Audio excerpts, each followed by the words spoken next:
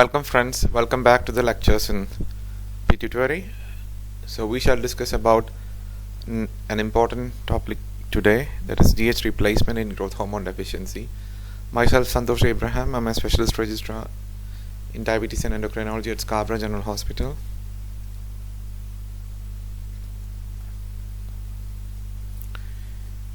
Today we shall discuss this topic under two major headings. The first one will be based on the Endocrine Society guidelines, and then we will try to summarize the essential points based on the textbook information. Let's start with the Endocrine Society guidelines for GH replacement. Here we will cover the definition, isolated GH deficiency, role of pituitary adenoma, effect of surgery and brain trauma, and hurdles in diagnosing growth hormone deficiency, tests used in diagnosis, their pitfalls and novel approaches, conditions associated with permanent growth hormone deficiency, problems with IGF-1 levels, and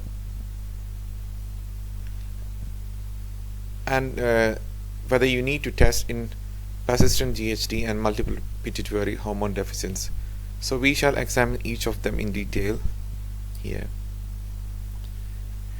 Definition: adults with growth hormone deficiency can be grouped into those who had prior childhood growth hormone deficiency, or those who acquire GHD secondary to structural lesions or trauma, and those with idiopathic GHD. So you have three groups here: prior childhood GHD, acquired GHD, and idiopathic GHD.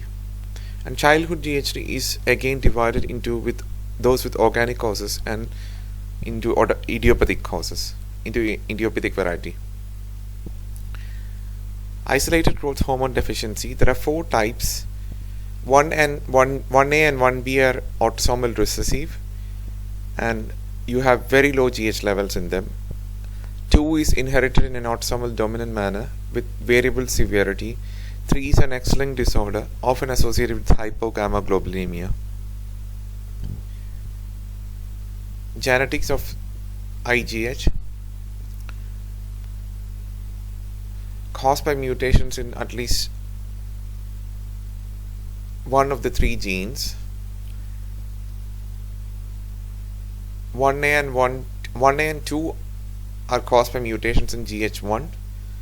1B is caused by mutations in GH1 or GHRH Arg, and 3 is caused by mutations in the BTK gene.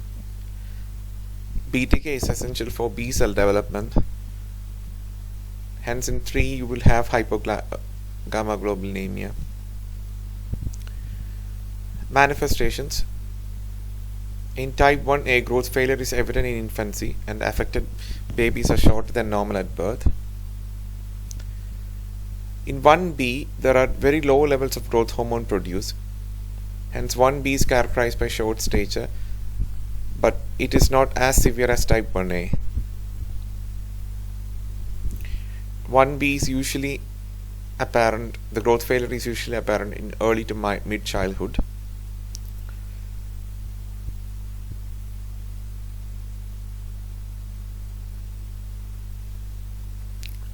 In type 2, they have very low levels of growth hormone, and the stature varies in severity. Nearly half of the individuals with type 2 have pituitary hyperplasia. In type 3, there is immune compromise. Other mutations are mutations in GS alpha leading to GHRH resistance, mutations in gene for GH receptor, and also gene encoding the GHRH receptor. The GHRH receptor, GS alpha gene mutation, and GH secretagogue mutation. How do you evaluate childhood onset GHD?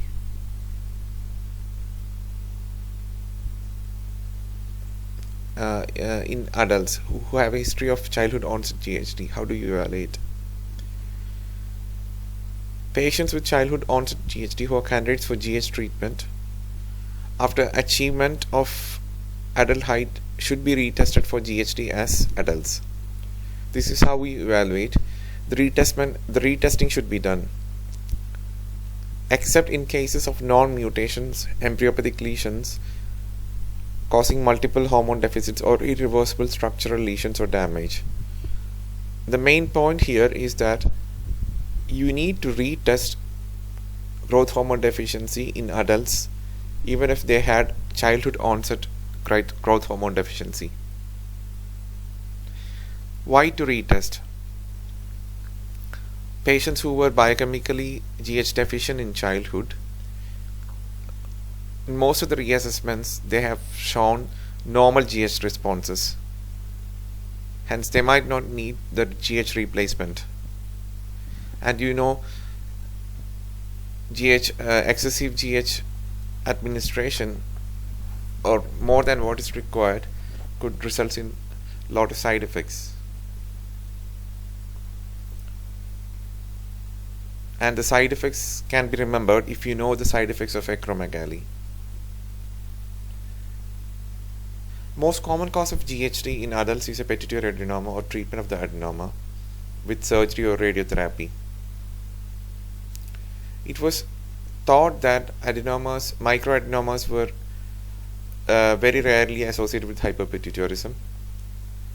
But in a recent study, 42% of the patients with clinically non-functioning microadenomas had very low GH responses to GH arginine. The mechanism is that they could compress the portal vessels in the pituitary stalk due to the tumor itself or due to raised intracellular pressure. Another mechanism is derangement of central endocrine regulation with space-occupying lesions such as craniopharyngiomas, Rathke's cleft cysts, arachnoid cysts, meningiomas, etc. And recovery of hormone secretion after pituitary surgery happens in up to 50% of the patients. They recover at least one pituitary hormone that had been deficient after transperineal surgery. But GH is less likely to recover than other hormones like gonadotropins, ACTH and TSH. And when there is recovery, it occurs immediately after surgery. What is the effect of radiation and brain trauma? So radiotherapy could cause hypopituitarism. It is progressive. By 10 years after conventional fractionated irradiation, varying degrees of hypopituitarism was present in 50% of patients. Traumatic brain injury and subarachnoid hemorrhage also have been attributed to GH deficiency, to cause GH deficiency, and they are of varying degrees in more than 25% of the patients. How do you evaluate an acquired GHD case? So, in adult patients who have structural hypothalamic or pituitary disease, surgery or irradiation in these areas for this pituitary disease or head trauma or evidence of other pituitary hormone deficiencies should be considered for evaluation of acquired GHD. Since I've already given the reasons why GHD can be acquired in all those cases. Now the problems with GH testing for testing for the GHD, there are a lot of false positive rates and it needs to be tested twice. Idiopathic growth hormone deficiency in adults is very rare and a very strict criteria is needed to make this diagnosis. In the absence of suggestive clinical circumstances, there is a significant false positive error to happen, especially in obesity. So the response to a single GH stimulation test cannot be taken as confirmatory. Hence, 2 tests should be taken before making the diagnosis. Presence of a low IGF-1 could suggest that the diagnosis is correct. But again, the problem with diagnosis of growth hormone deficiency is the non-specificity of the symptoms and the problems with testing.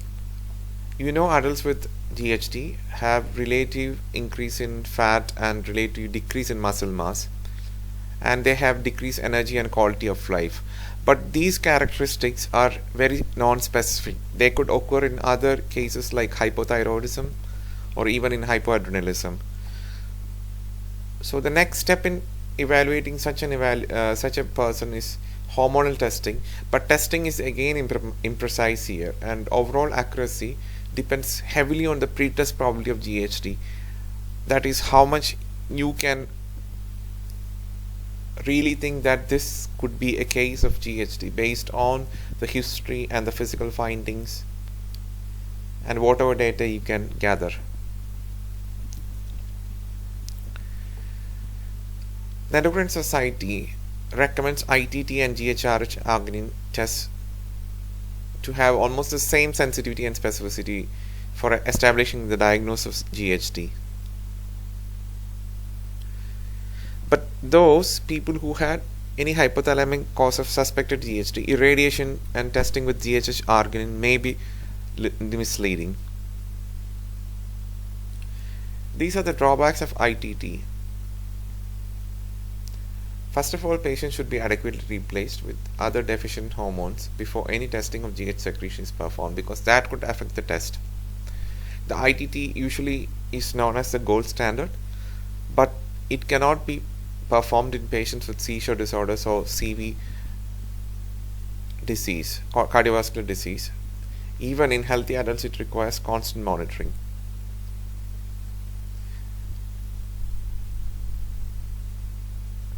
And also ITT has got a lot high false positive rates. Now, a solution for this problem was a GH Arg test, which is well tolerated and does not cause hypoglycemia like the insulin tolerance test. So it gained wider use and wider acceptance. But since GHRH directly stimulates the pituitary, it can give a falsely normal GH response in patients with growth hormone deficiency of hypothalamic origin. That is, in patients who have received irradiation of the hypothalamic pituitary region, etc. Now the novel therapies with ghrelin or ghrelin mimetic secretagogues are being tried. The mechanism behind them is that they try to evoke a normal GH response, and in some studies they have been shown to produce very similar responses to ITT with very less side effects. So they might be used in the future. They might be the ghrelin mimetic GH secretagogues, such as GH releasing peptide 2 and 6 or non-peptide ghrelin mimetics as well. When GHRH is not available and you cannot perform an ITT, you can do a glucagon stimulation test. What is the mechanism behind this? It is not entirely clear, but it may involve secondary stimulation of endogenous insulin release. But a serious complication should be possible delayed hypoglycemia because of the stimulation of insulin release. And also, you need to know that obesity may blunt this response. So it is not without pitfalls. What about persistent growth hormone deficiency? Do we need to test? Because of the irreversible nature of the cause of the GHD, in children with structural lesions with multiple hormone deficiencies and those proven with a genetic cause, you don't need to test, and a low IGF-1 level at least 1 month of GF therapy is just sufficient to document, and there is no need to do any additional provocative testing. You don't need to provoke the pituitary again, because as I've told you, in the first criteria itself they have told that these are exempt from testing. Now these are the conditions associated with permanent growth hormone deficiency. Patients with a high likelihood of having permanent GHD are those having multiple pituitary hormone deficiencies and a low serum IGF concentration, and associated with one or more of the following: a radiologically confirmed congenital anomaly in the cellular or supracellular region, non-acquired hypothalamic pituitary disease, previous surgery for this hypothalamic pituitary region, or radiotherapy which included a high dose of irradiation to the hypothalamic pituitary region for whatever cause, and a proven genetic or molecular defect involving the capacity to secrete GH. So these are the conditions associated with permanent GHD. Can a normal IGF-1 level exclude GHD? It does not exclude the diagnosis of GHD but makes the provocative testing mandatory. And obesity could increase the IGF-1 levels. But a low IGF-1 level in the absence of catabolic conditions such as diabetes, poorly controlled diabetes, liver disease, and oral estrogen therapy is strongly supportive for significant growth hormone deficiency. In multiple pituitary hormone deficiencies, usually more than 3 hormone deficiencies, do you need to provoke the pituitary? No, you don't need to, because the presence of deficiencies in 3 or more pituitary axis strongly suggests the presence of growth hormone deficiency, and you don't need to provoke the pituitary anymore. The presence of 3 or more deficits with a low serum IGF-1 level even was a specific predictor as any of the GH provocative tests employed. You can see the difference, or you can appreciate why you don't need to test in those patients. Now let's discuss about the consequences of growth hormone deficiency treatment and benefits of the treatment with growth hormone.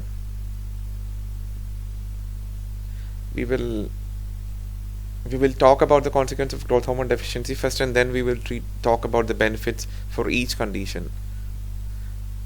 First of all, we will talk about the fat and muscle and the impact of treatment on fat and muscle.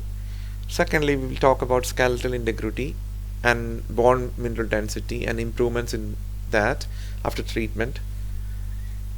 Then effects on cardiovascular system, including vascular response, lipoprotein metabolism, improvements in the intimal medial thickness, effects on mortality, and finally improvements in the quality of life, whether it is apparent or whether it is real. Impact on fat and muscle.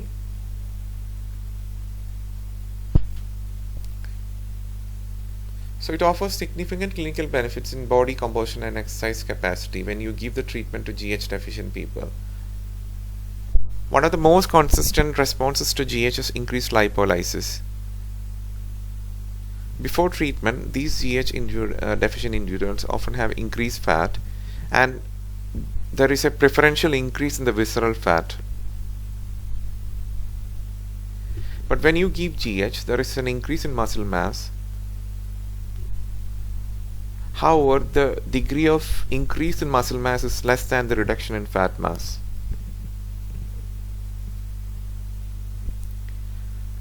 What is the outcome on skeletal integrity? It offers significant clinical benefits in skeletal integrity.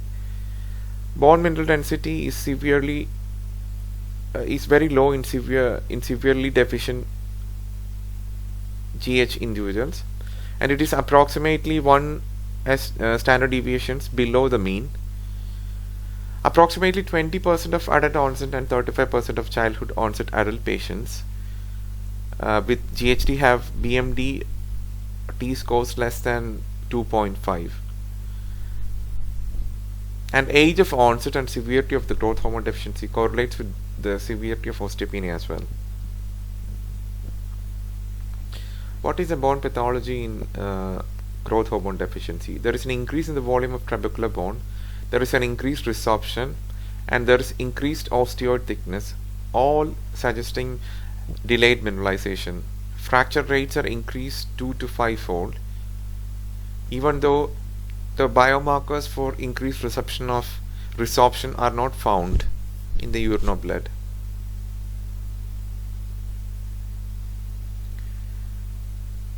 What is the net effect of treatment of GH deficiency on bone mineral density?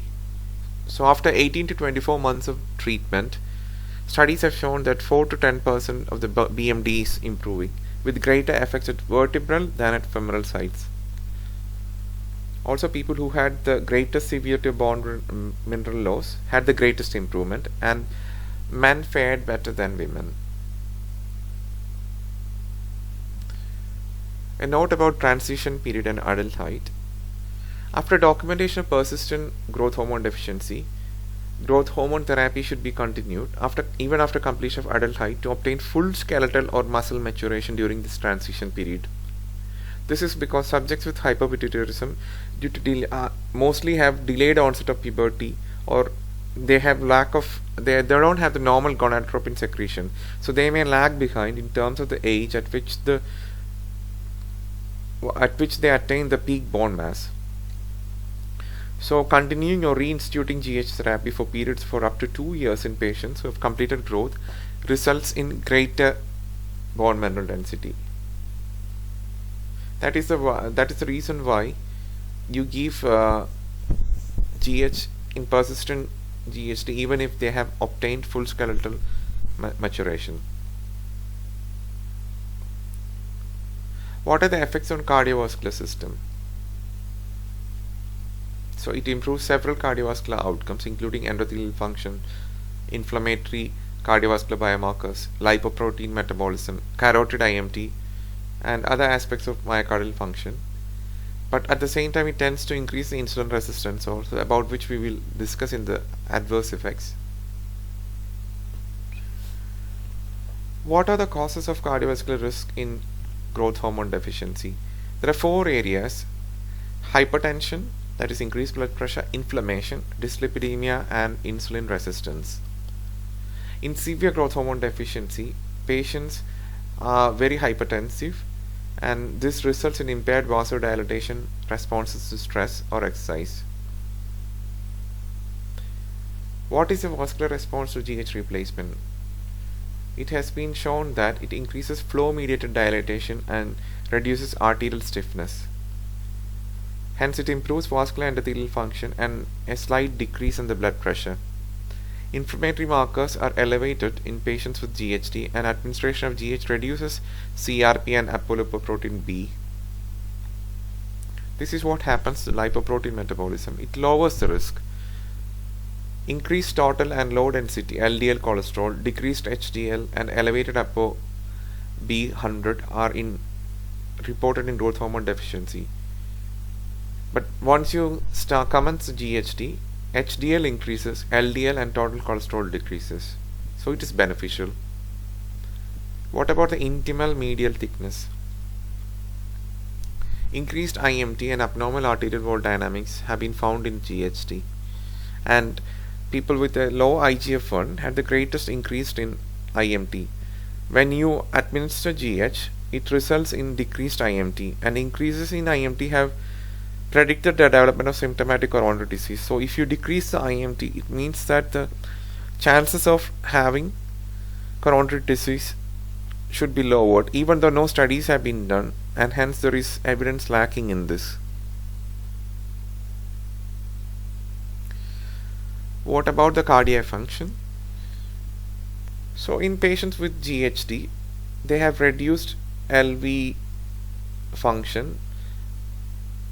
There is increased interventricular septal wall thickness, reduced interventricular septal thickness, reduced LV diameter, and reduced LV mass as evaluated by echocardiography. Especially in patients with less than 40 years, LV systolic dysfunction at rest and after peak was present at rest and after peak physical exercise. But when you give GH, the LV mass, LV end diastolic volume, and stroke volumes improve.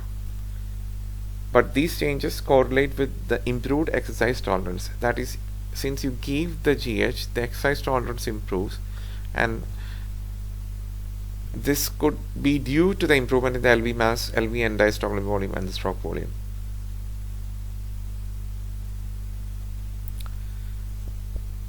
Okay, insulin sensitivity. It is a controversial area. GH replacement lowers fat mass and increases IGF-1. It improves insulin sensitivity, but it has also direct insulin antagonist effects in the liver and other tissues. When high doses are given, insensitivity falls acutely due to increased FFAs, and this will lead to intramyocellular triglyceride accumulation. Lower doses have no effect because each one's sensitivity is dependent on lot of things like genetics, race, and it is unique. Some show a worsening of insulin sensitivity after administration of GH, whereas others show little change. It is interesting that there is no effect on mortality because studies are lacking in this. We all know that mortality is increased in patients with hypopituitarism and GHD, yet GH has not yet been shown to improve the mortality, and that means the GH replacement. So what is the mortality in hypopituitarism? Adults with hypopituitarism, most commonly for the treatment of adenomas or other pituitary lesions, have increased mortality. The cause of this mortality is mainly due to cardiovascular and cerebrovascular disease, and in deaths due to vascular disease, women had a worse prognosis than men. The only independent predictive factors for survival were age at diagnosis and hypogonadism.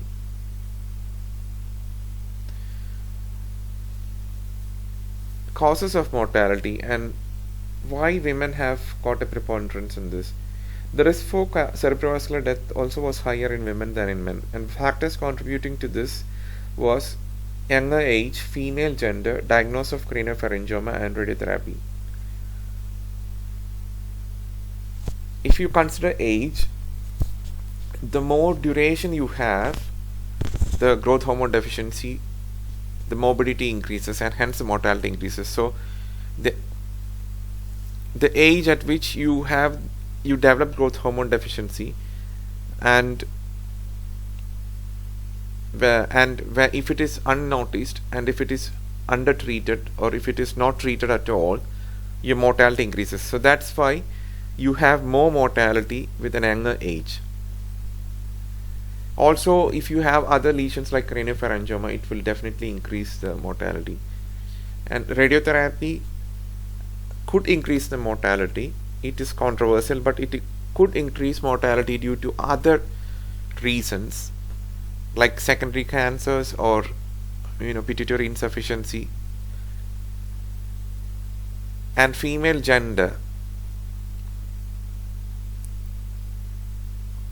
because these patients in female patients were underdiagnosed, and they were, even when they were diagnosed, I think there was a treatment delay. That is what studies show. That is why female gender predominates in this area. So this cause of premature mortality, as I've told you, is mainly cardiovascular.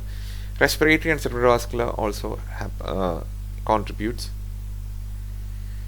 Even untreated gonadal steroid deficiency was associated with a premature death risk. So why women? In adult onset GHD, mortality is increased because of cancer and because of circulatory diseases in all age groups of women and men. The higher mortality in women may reflect suboptimal diagnosis of pituitary hormone deficiency or suboptimal hormone replacement. So it could be with the diagnosis or it could be with the hormone replacement. And in recent studies, mortality has been increased due to cancer also. It's interesting to find that no long-term studies on improvement in mortality is available. So in patients with GH deficiency, long-term randomized studies comparing the treatment to placebo on CV outcomes and mortality are not available at right now, but it is likely that there will never be such a study. But we know that in untreated cases there is increased mortality, but due to the lack of studies, GH replacement has no effect on mortality. That is what we assume. So whether it improves mortality or not, it's so strange.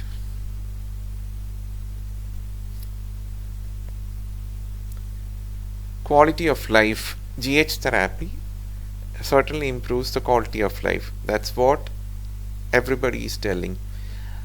But it's quite subjective. When you ask someone about their quality of life, they could give different replies at different times. So it shows a high degree of variability. The area where it was most likely to be affected was energy and vitality, and it shows no correlation with degree of improvement in IGF-1 levels. Interestingly, if the QOL was normal at baseline, there will be no improvement with GH replacement. QOL improvement in QOL is also independent of etiology, and most of it takes place in the first 3 months. There are mixed results in acromegaly in patients with history of acromegaly. Actually, the QOL has worsened after the GH replacement, after the pituitary surgery and after the GH replacement.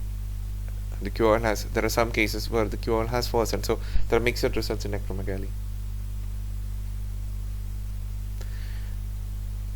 Let's discuss about the side effects and risks associated with GH therapy. It will be the final session in the endocrine guidelines, I believe, and we have a few recommendations following that. So the main side effects are risk of malignancy, worsening of glucose tolerance, very rare side effects like retinopathy, and then lowering of T4 and cortisol. Treatment is contraindicated in the presence of an active malignancy because of the risk of cancer.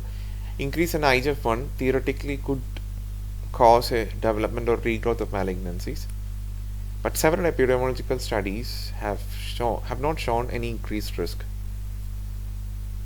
Despite the large number of studies that have found no evidence of an increased cancer risk in patients treated with GH, it is still recommended that GH should not be used in patients with evidence of active malignancy. This is because of the serious potential consequences of exacerbating the progression of a malignancy. Another problem is worsening of the existing diabetes and of glucose tolerance. Hence, they may require adjustments in anti-diabetic medications in whom there is pre-existing diabetes. Also, you should consider the variability in insulin sensitivity, and GH therapy is associated with the worsening of glucose tolerance. It will progress to impaired glucose tolerance 13% and to frank diabetes in 4% of the cases, so a slight excess risk is there. Retinopathy is an extremely rare complication. It improves after withdrawal of GH. Till now, it's been only reported in 2 cases, and other rare side effects are benign intracranial hypertension, gynecomastia. No galactaria has been reported, so if you find a choice of galactoria in the side effects of GH, don't tick for that. Or maybe which of the following except are the side effects, which are the following ones except, or which are the following ones except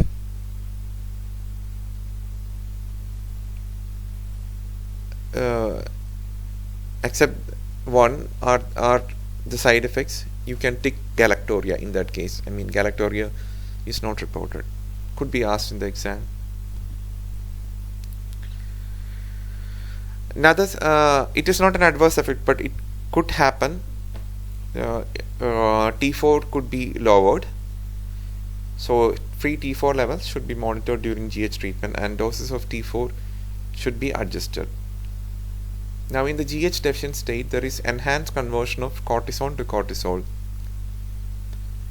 When you treat a patient with GH, this is reversed. and it could unmask the central hypoadrenalism. So HbA axis should be reassessed in growth hormone deficient patients if they had a normal axis prior to the treatment and during therapy also, and glucocorticoid replacement should be instituted if needed and necessary.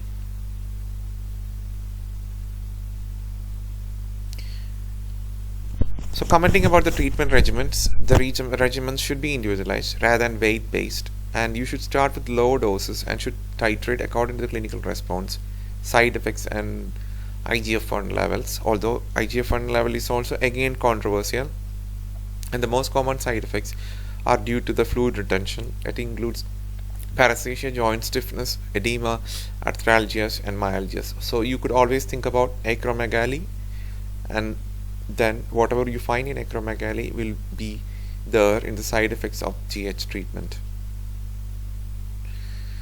Now you need to take gender and estrogen status when you think about GH replacement, and age also, because 85% of circulating IGF-1 is formed from the liver. Oral estrogen suppresses this stimulation of IGF-1 levels, this production. So women on estrogens will require, or premenopausal women will require more dose of GH to achieve the same IGF-1 response. Age, GH secretion normally decreases with age, and older patients have an increased susceptibility to these side effects. Hence, dose requirements are lower in older patients and higher in young adults. Now, a lot of discussion has been around short GH receptor. Is it significant? It is not significant. That is the answer. There are two isoforms of GH receptor at present, and one being full length and another being small one, because of a deletion of exon 3, and hence it lacks 22 amino acids. So GHRD3, this is a small GH receptor, so it confers a slightly increased sensitivity to GH, but it shows mixed and generally minimal differences. For the presence of the shortened GH receptor appears to be of minimal clinical significance and does not have to be looked in for in commencing therapy with patients. So you don't have to care about it. And final recommendations: patients should be monitored at 1 to 2 month intervals during dose titration and semi-annually, and you should clinically assess them and evaluate for adverse effects with IGF-1 levels and other parameters of GH response. But we are yet unclear about how long it should be administered. If there are benefits, you can continue the treatment, but if there are no apparent or objective benefits of treatment after at least 1 year of therapy, you could discontinue the GH therapy. So let's come to the essential points. This is what's written in our textbooks. Again, benefits of GH replacement. So it should be very easy now, since I have discussed all the guidelines. So the benefits are improved quality of life, improved psychological well-being, improved exercise capacity, increase in lean body mass and reduced fat mass, increase in bone mineral density, reduction in cholesterol, and improved ventricular function and LV mass. The NICE guidelines for GH replacement are as follows. Adult criteria: if there is severe GH deficiency, GH is less than 9 mU per liter. The adult criteria for severe GHD is that there is impaired QOL score is less than 11, and if there are other hormone deficiencies also. So these are the criteria for GH replacement in adults: if there is severe GHD, if there is impaired QOL, and if there are other pituitary hormone deficiencies. You need to reassess the treatment after 9 months. You can titrate in 3 months and followed by 6-month trial. And if the AGHDA is less than 7, that is an improvement is there in the AGHDA, you can discontinue the GH.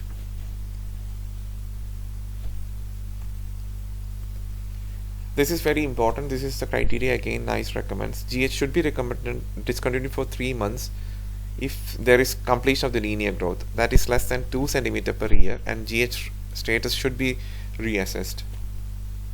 If there is severe GH deficiency, GH should be continued at adult dose until 25 years, because 25 years is the age where you assume these patients will have the peak bone mass, and age 25 and above you apply the adult criteria.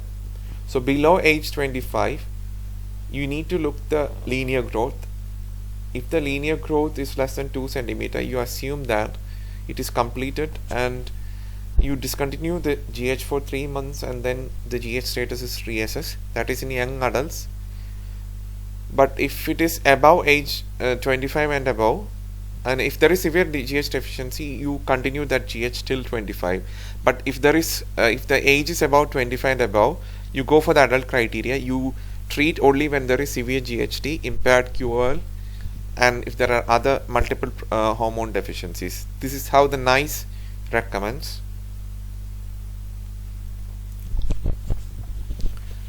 And who are to be tested for the GHD because of the false positives? These are the patients who are usually recommended to be tested with childhood onset, with hypothalamic pituitary disease, or who have received cranial irradiation.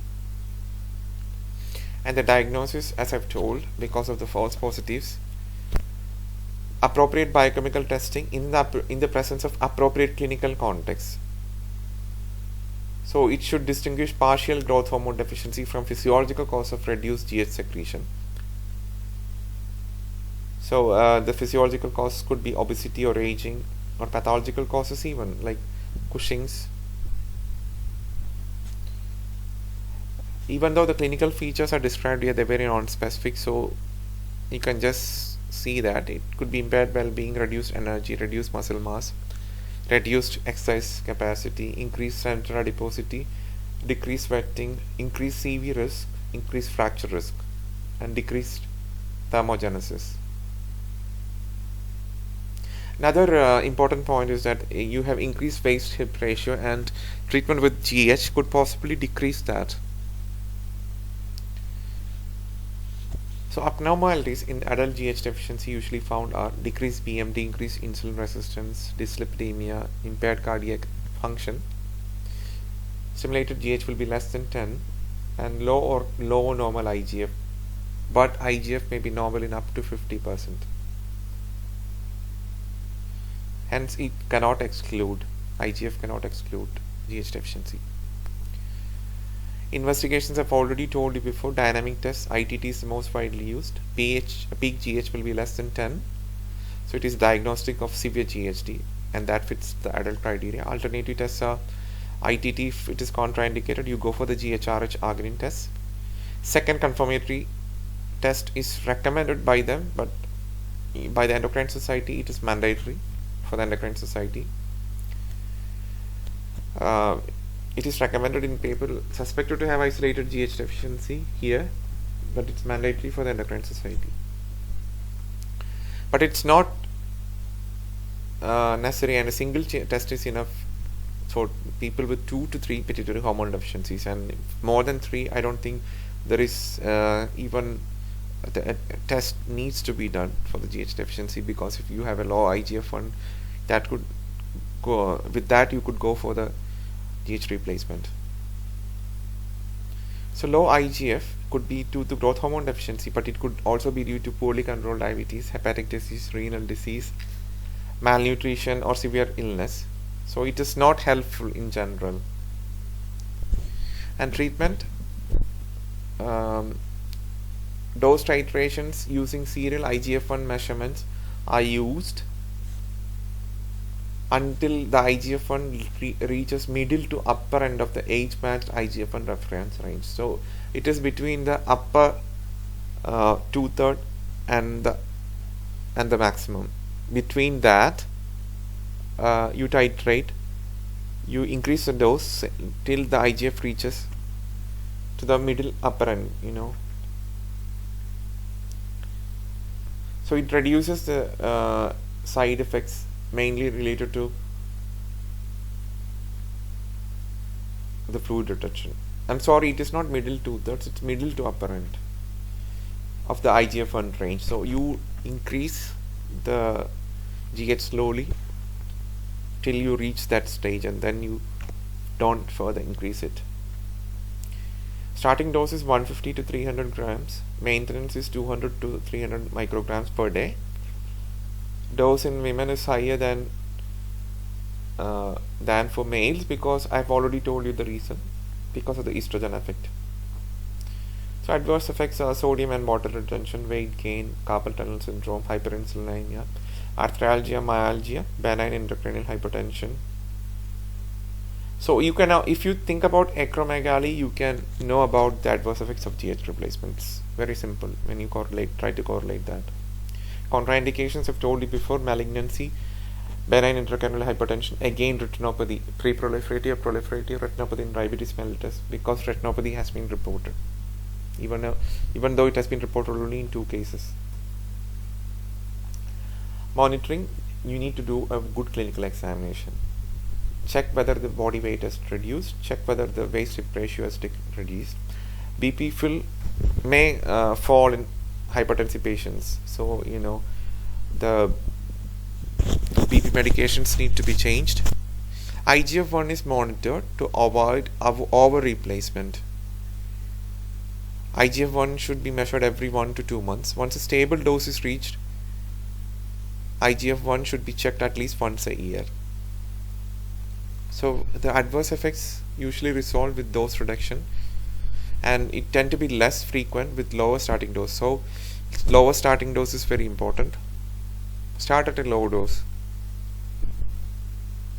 There could be problems with insulin sensitivity, so blood sugar should be monitored, blood lipids should be monitored, and bone mineral density, it should be monitored every 2 years, especially if the bone mineral density is low. Quality of life should be measured with a questionnaire such as AGHDA. Thank you for watching my presentation.